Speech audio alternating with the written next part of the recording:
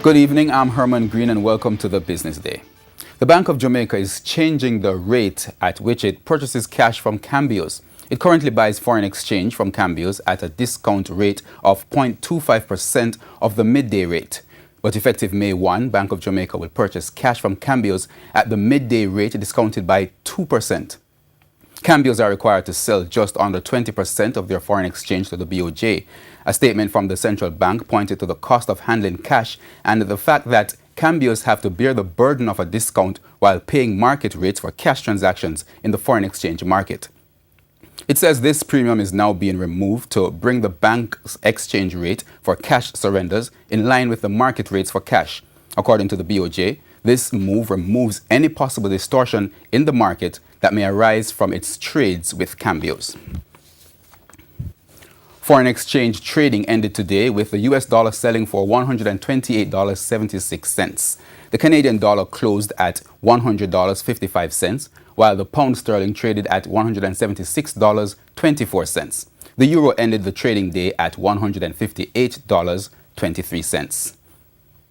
Scotiabank is rationalizing its branch network in the Cayman Islands. The Canadian bank, which has a presence across the Caribbean, said in a statement issued last week that it will be closing 2 branches in Georgetown and opening a new digital facility in the newly developed Camana Bay area. In the statement, Scotiabank said it was setting up the first fully digital branch in the Cayman Islands and only the 4th in the Caribbean. Job losses are expected under the move, but Scotiabank did not say how many, if any, would be cut. Now, oil prices fell Monday as data showed traders have cut bullish bets on oil. Reuters says oil prices were under pressure as speculators pared their bullish wagers on U.S. crude oil, with long positions falling last week for the first time in 3 weeks. The West Texas Intermediate for April delivery was down 68 cents to settle at $61.36 a barrel on the New York Mercantile Exchange. In today's trading session, the JSE index advanced by 2,579 points to close at 295,715. The junior market index advanced by 40 points to close at 2,956.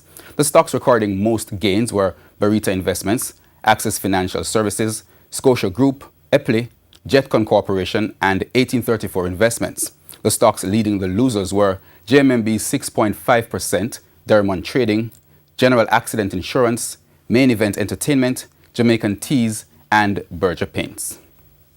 And that's the Business Day. I'm Herman Green. Good evening.